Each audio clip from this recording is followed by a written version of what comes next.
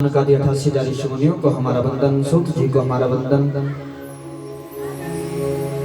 स्वर्ग नगरी के सभी देवी देवताओं को हमारा वंदन, यहाँ के समस्त देवी देवताओं को हमारा वंदन और आप सभी कथा प्रेमियों को, भगवान के भक्तों को मेरा कोटि कोटि वंदन। बोलो जय श्री कृष्ण। पावन नैमी शरण्य में सौनक आदि 88 ऋषि मुनि श्री सूत जी के मुखारविंद के द्वारा भगवान की पावन रस में श्रीमद् भागवत कथा का रसपान कर रहे हैं। पावन गंगा जी के किनारे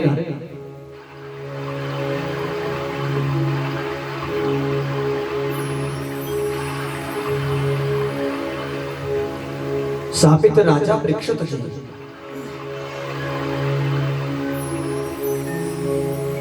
जिनकी मृत्यु 7 दिन के भीतर होनी है,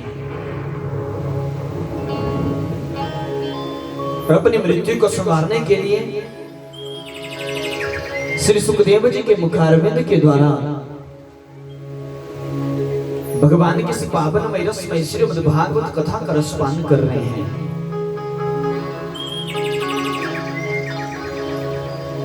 और आप सभी भक्त यहाँ इस पावन प्रांगण में बैठ करके श्रीमद् भागवत महापुराण की कथा का रसपान कर रहे हैं।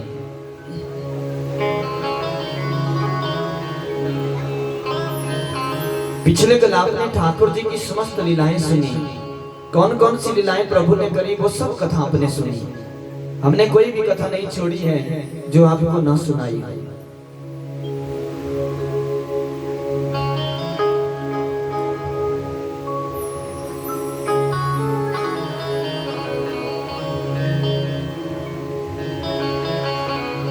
ठाकुर जी का प्रथम विवाह रुक्मिणी के साथ हुआ,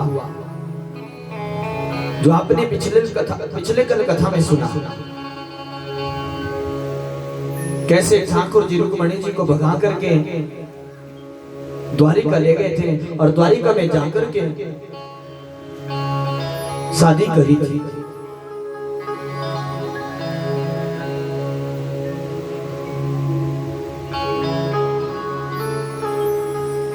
अब एक दिन देखो रुक्मिणी जी भगवान श्री कृष्ण से प्रार्थना करती हैं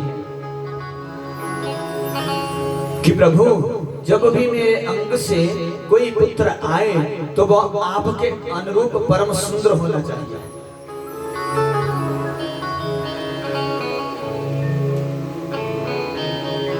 आप जैसा सर्वगुण संपन्न पुत्र ही कृष्ण वंश का नाम उज्ज्वल करने वाला होना चाहिए।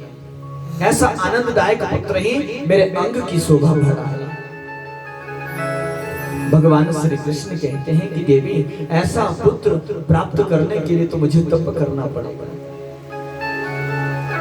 मैं भगवान शंकर को तप के द्वारा प्रसन्न करूंगा और ऐसे पुत्र रत्न का वरदान मांगूंगा। मैं कल प्रातः ही कैलाश पर्वत पर चला जाऊंगा।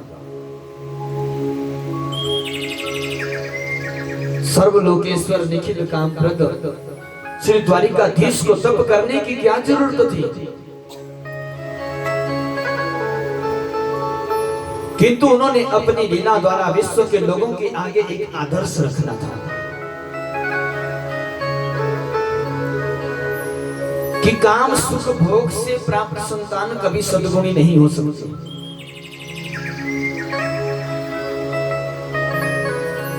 सदाचारी नहीं हो सकती। कुल को यशोज्वल करने वाली संतान को पाना है तो उसके निमित्त पहले भगवान की आराधना करनी पड़ेगी, तप करना पड़ेगा।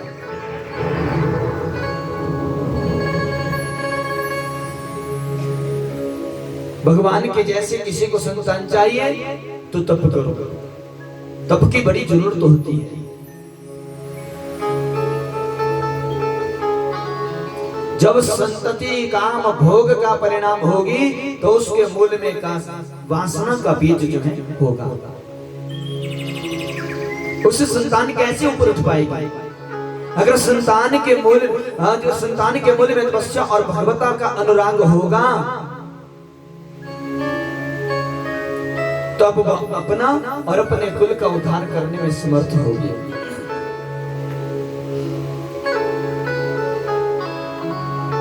भगवान अगर श्री कृष्ण चाहते ना तो पल भर में गंगाधर को द्वारिका में प्रकट कर देते, लेकिन उन्होंने ऐसा नहीं किया। कोटि कोटि ब्रह्मा विष्णु महेश महेशों की जो रचना करते हैं उन्हें भला अपने अनुरूप पुत्र प्राप्त करने हेतु तो तप क्यों करना पड़ा। जगत के लोगों के आगे एक आदर्श रखने के लिए, उस आदर्श को स्थापित करने के लिए। ठाकुर जी प्रातः होते ही तप करने के लिए चले गए। जब तक उनकी रुचि तपस्या करने में थी तब तक भगवान का तप होता रहा, और जब तप परिपूर्ण हुआ तो वहां सदाशिव भगवान शंकर प्रकट हुए।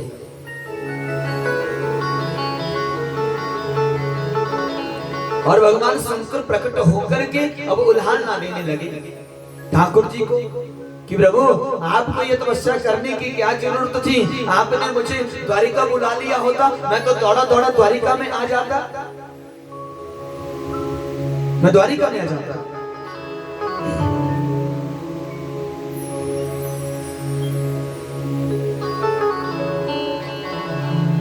लेकिन लगता है कि प्रभु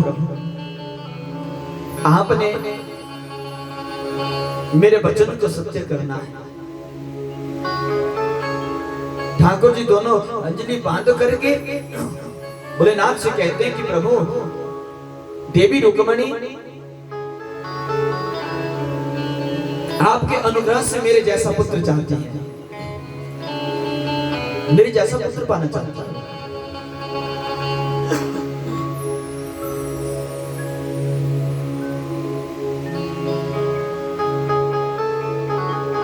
भगवान शंकर बोले आप सर्वलोकेश्वर महेश्वर सारी सृष्टि की उत्पत्ति के हेतु हैं, सभी की कामनाओं को पूर्ण करने वाले हो, सभी को वरदान देने वाले हो।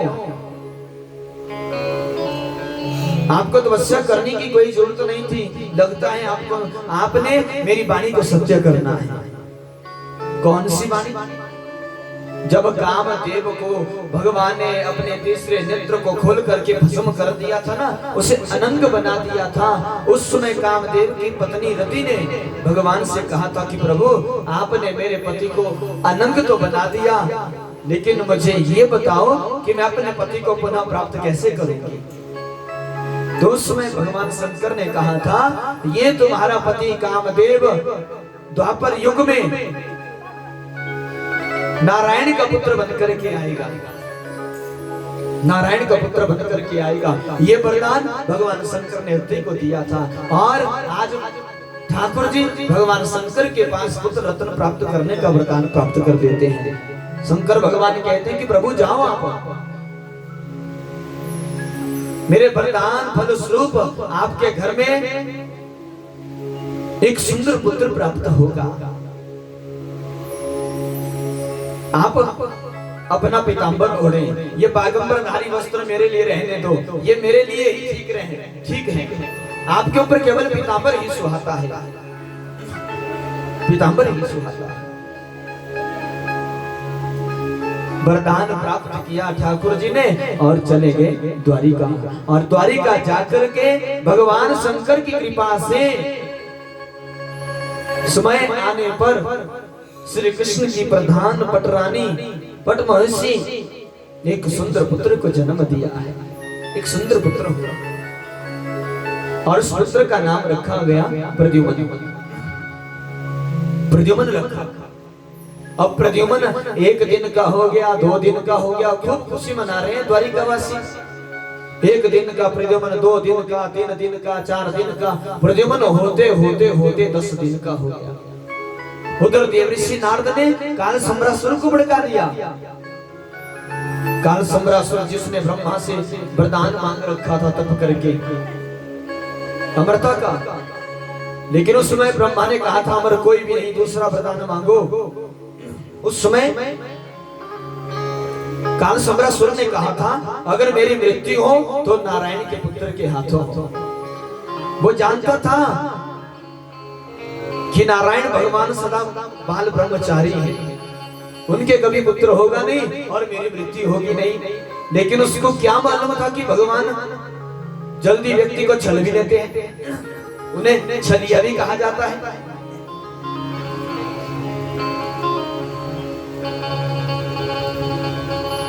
और देवर्षि नारद ने जाकर के काल सम्रासुर को भड़का दिया, अरे काल सम्रासुर, तुम यहाँ मौज मस्ती कर रहे हो और वहां तुम्हारा काल पैदा हो चुका है। नारायण का पुत्र द्वारिका में पैदा हो चुका है। देवर्षि नारद जी जानते थे कि जब तक काल सम्रासुर प्रद्युम्न से पंगा नहीं लेगा ना, तब तक सम्रासुर का उद्धार नहीं होगा। इसलिए देवर्षि नारद ने काल सम्रासुर को भड़का दिया। काल सम्रासुर को जब मालूम हुआ तो उसी समय काल सम्रासुर चला गया द्वारिका में। द्वारिका में गया और वहां जाके ही 10 दिन के प्रद्युम्न का हरण कर लिया। माया विद्या जानता था, रुक्मणी के कक्ष में चला गया और वहां जाकर के 10 दिन के प्रद्युम्न का हरण कर लिया और अपने साथ ले जाकर के आकाश में ले गया और आकाश में जाकर के उसे नीचे समुद्र में फेंक दिया। समुद्र में एक बहुत बड़ी भेल मछली थी, उस भेल मछली ने प्रद्युम्न को निगल लिया। उसी भेल मछली को कुछ मछुआरों ने पकड़ लिया। मछुआरों ने पकड़ा और मछुआरों ने जब उस बड़ी भेल मछली को देखा तो मछुआरों ने वो भेल मछली राजा काल सम्रासुर को ही भेंट में कर दी। काल सम्रासुर ने उस बड़ी मछली को देखा और बड़ी मछली को देख करके उस मछली को रसोई घर में भेज दिया। अब रसोई घर में मछली को भेजा,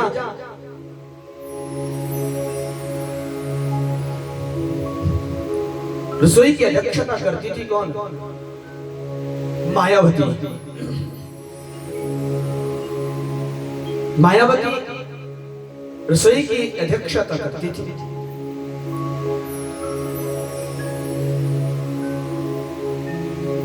और ये मायावती कौन थी? कामदेव की पत्नी रति।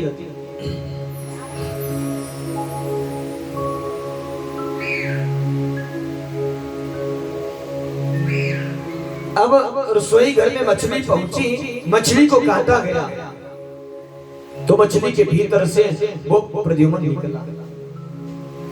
जब प्रद्युम्न को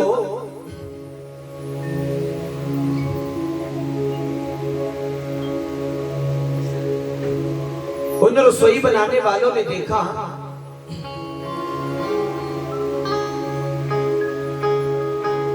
रसोई बनाने वालों ने वो मछली रति को दी थी। वो मछली में से जो पुत्र पैदा हुआ था वो पुत्र रति के पास सौंप दिया। रति ने भी शिशु रूप में अपने पति को पहचान लिया और रति ने अपनी मायावी विद्याओं से उस प्रद्युम्न को छोटे से शिशु से बड़ा कर दिया। और इस रति ने प्रद्युम्न से कहा कि स्वामी, ये जो काल सम्रासुर है ना, ये आपका जन्मजात शत्रु है। इसने आपका हरण कर लिया था, समुद्र में फेंक दिया था।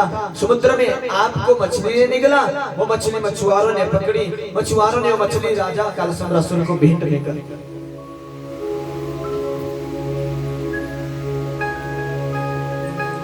और उस मछली को जब काटा गया तो मछली के भीतर से आप निकले।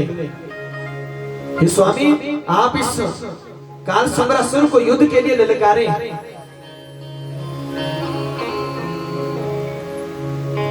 ये आपका जन्मजात शत्रु है, आप साक्षात नारायण भगवान के पुत्र हैं। जब ये बात प्रद्युम्न को पता चली तो प्रद्युम्न ने दूसरे दिन प्रातः होते ही इस काल सम्रासुर को युद्ध के लिए ललकार दिया और बड़ा भयानक युद्ध हुआ। इस युद्ध में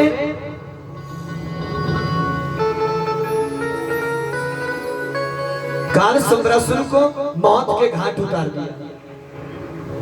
काल सम्रासुर को मौत के घाट उतार दिया प्रद्युम्न ने और काल सम्रासुर की मृत्यु को प्राप्त हो गया। ये जो सम्रासुर और प्रद्युम्न की कथा है, इस कथा से हमें दो संकेत मिलते हैं। पहला संकेत यह है कि प्रद्युम्न साक्षात नारायण के पुत्र हैं, किंतु फिर भी सम्रासुर ने उसका हरण करके उसको समुद्र में फेंक रखा है। इसी तरह संसार के जीव भगवान के पुत्र हैं। वेद कहता है सर्वे अमृतस्य पुत्रः, कि सब अमृत यानी भगवान के पुत्र हैं। संसार के प्राणियों के अंदर जो संसार के प्रति मोह और अज्ञान है, वही सम्रासुर है, वही सम्रासुर है।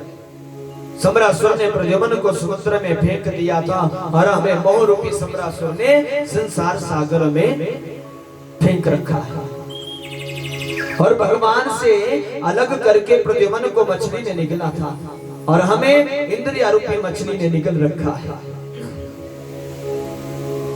रति के उपदेश पर ही प्रद्युम्न सम्रासुर को मार सका था।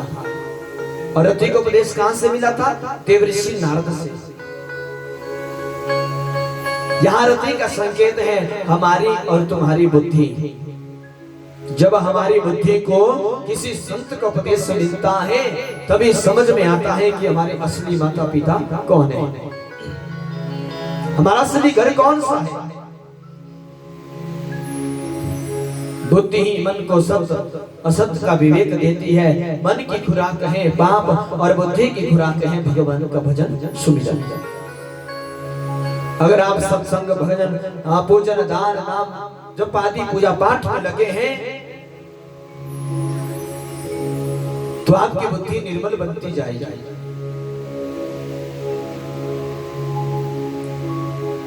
इसके विपरीत अगर दिन रात जगत प्रपंच में लगे रहोगे, तो फिर मन बलवान होता जाएगा।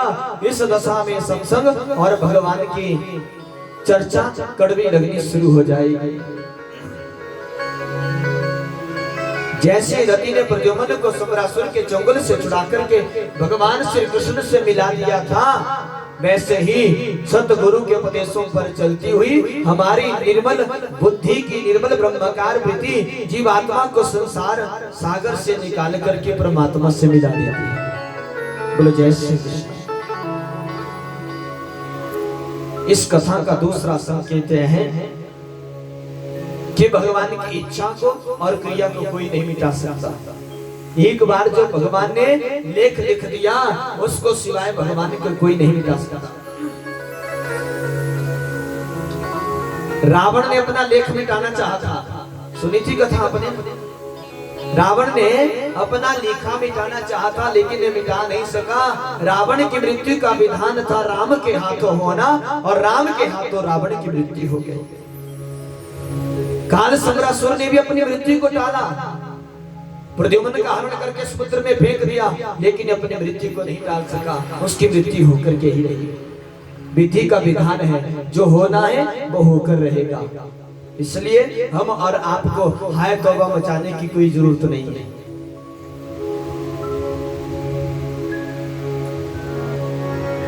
जो विधि ने लिख दिया,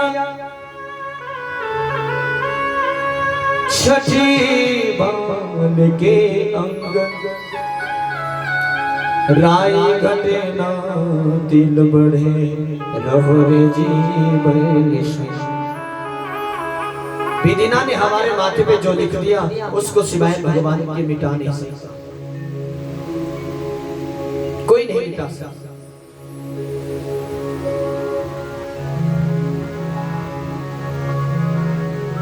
देखो रामचरितमानस में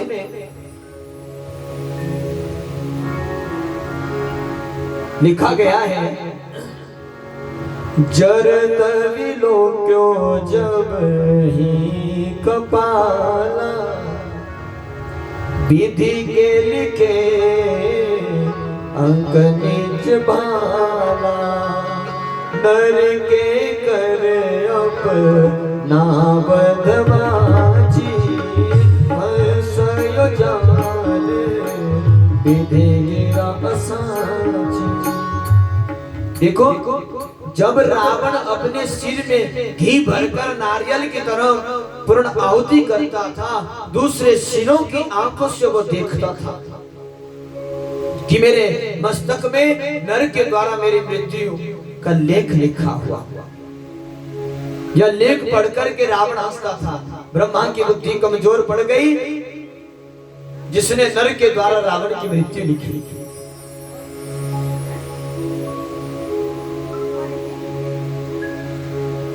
ऐसा नहीं हो सकता, किंतु विधि के विधान के मुताबिक जो होना है वो होकर के ही रहेगा। कर्म में, भाग्य में जो लिखा है उसको कोई नहीं मिटा सकता।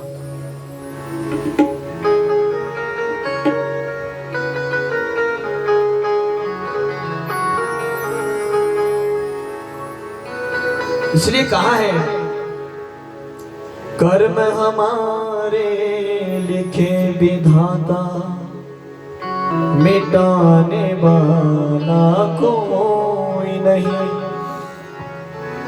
भक्त पड़े तो 2 गज कपड़ा, भक्त पड़े तो 2 गज कपड़ा, देने वाला कोई नहीं। कर्म हमारे लिखे विधाता, मिटाने वाला कोई नहीं। कर्म हमारे लिखे विधाता, मिटाने वाला कोई नहीं। भक्त पड़े तो 2 गज कपड़ा, भक्त पड़े तो 2 गज कपड़ा, देने वाला कोई नहीं। कर्म हमारे लिखे विधाता, मिटाने वाला कोई नहीं।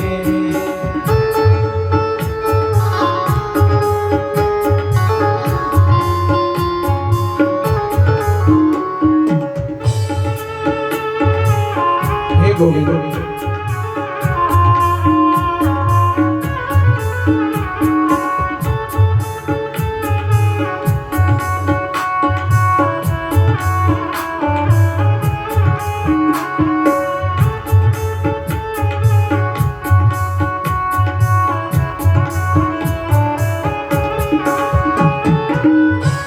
देखो कर्म कैसा है। राम लखन जब चले जंगल को, राम लखन जब चले जंगल को, सीता ने हठ ठान ली। राम लखन जब चले जंगल को, सीता ने हठ ठान ली। सीता को हर ले गया रावण, सीता को हर ले गया रावण, बचाने वाला कोई नहीं। कर्म हमारे लिखे विधाता, मिटाने वाला कोई नहीं। कर्म हमारे लिखे विधाता, मिटाने वाला कोई नहीं।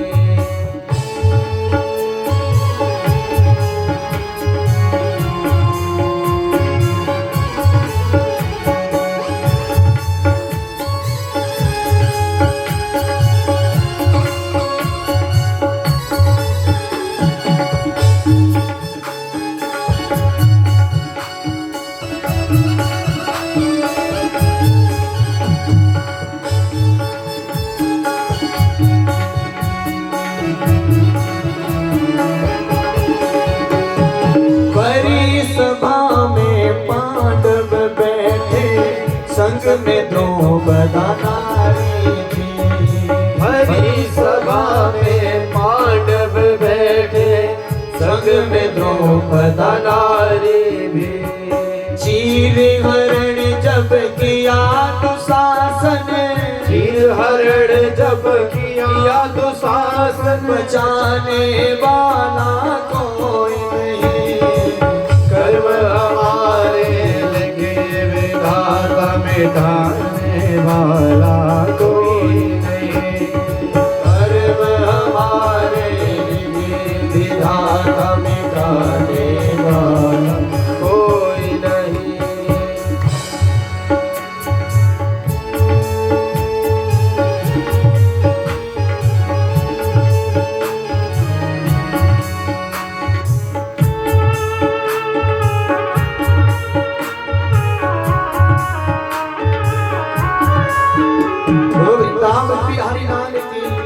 जय हो।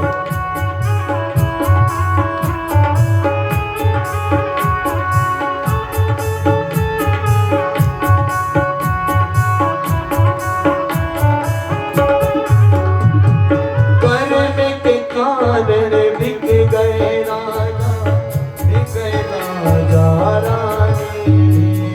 कर्म के कारण बिक गए रोहित, बिक गए राजा रानी भी।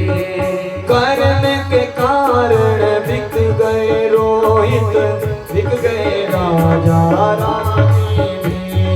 कर्म के कारण बिक गए रोहित, बिक गए राजा रानी भी।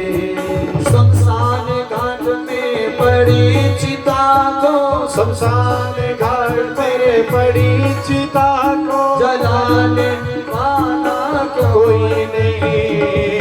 कर्म हमारा ये विधाता मिटाने वाला कोई नहीं। कर्म हमारे लिखे विधाता मिटाने वाला कोई नहीं हो। कर्म हमारे लिखे विधाता मिटाने वाला जो हमारे भाग्य में लिखा है वो तो होकर के रहेगा। सीता जी के भाग्य में जो जो लिखा था उसके भाग्य में होकर के रहा। द्रौपदा के भाग्य में जो लिखा था वो होकर के रहा। कर्म के कारण बिक गए रोहित, बिक गए राजा रानी भी। जब कर्म की मार पड़ी थी उस समय राजा रानी रोहित सबको बेच दिया। बिक गए थे राजा हरिश्चंद्र।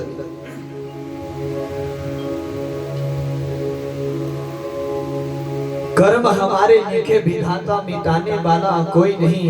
वक्त पड़े तो 2 गज कपड़ा देने वाला भी कोई नहीं। जब आदमी को वक्त होता है ना तब उसके पास कोई भी आगे नहीं आता।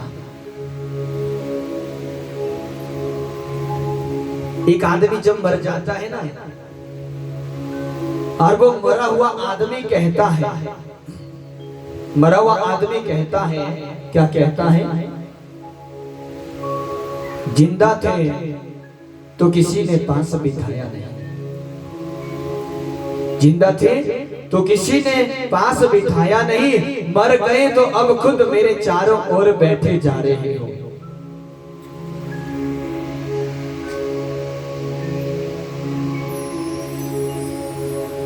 जिंदा थे तो किसी ने पास बिठाया नहीं। मर गए तो अब खुद मेरे चारों ओर बैठे जा रहे हो। पहले कभी किसी ने मेरा हाल तक पूछा नहीं और फिर अर्थी के पास बैठ करके रो रही हो। क्या बात। जब आदमी जिंदा होता है ना तो कोई उसके पास नहीं जाता। मर जाते हैं तो सारे रिश्तेदार भी आ जाते हैं। उस वक्त तो दूर का भी रिश्तेदार आ जाता है। पहले बता नहीं जो क्या खा रहा है, क्या पी रहा है, कैसे रह रहा है। जिंदा थे तो किसी ने पास बिठाया नहीं। मर गए तो खुद मेरे चारों ओर बैठे जा रहे हो। पहले कभी किसी ने मेरा हाल तक पूछा नहीं। अब अर्थी के पास बैठ करके रो रहे हो। अब रोने से क्या फायदा? कभी एक रुमाल भेंट तक किया नहीं।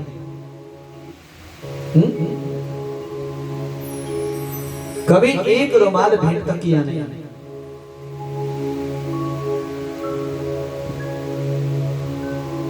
मरा हुआ व्यक्ति कहता है अभी ये मेरे किस काम के हैं, जब लोग कपड़े पे कपड़े उसके ऊपर लादे जा रहे हैं।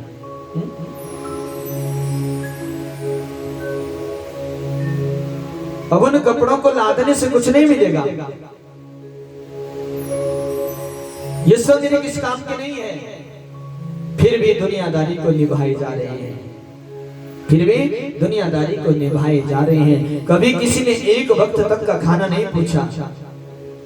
कभी किसी ने एक वक्त तक का खाना नहीं पूछा और फिर बाद में कफन को काट करके मुंह घी में डाले, घी जो है मुंह में डाले जा रहे हैं।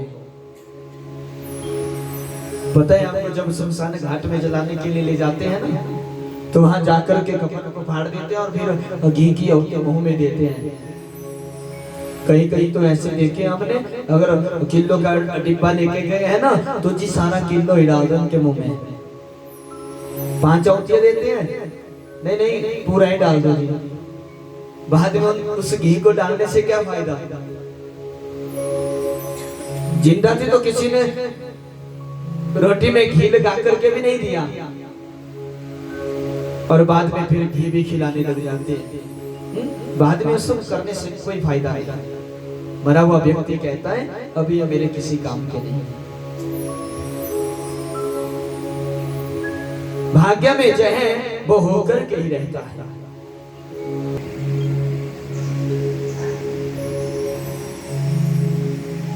अब देखो,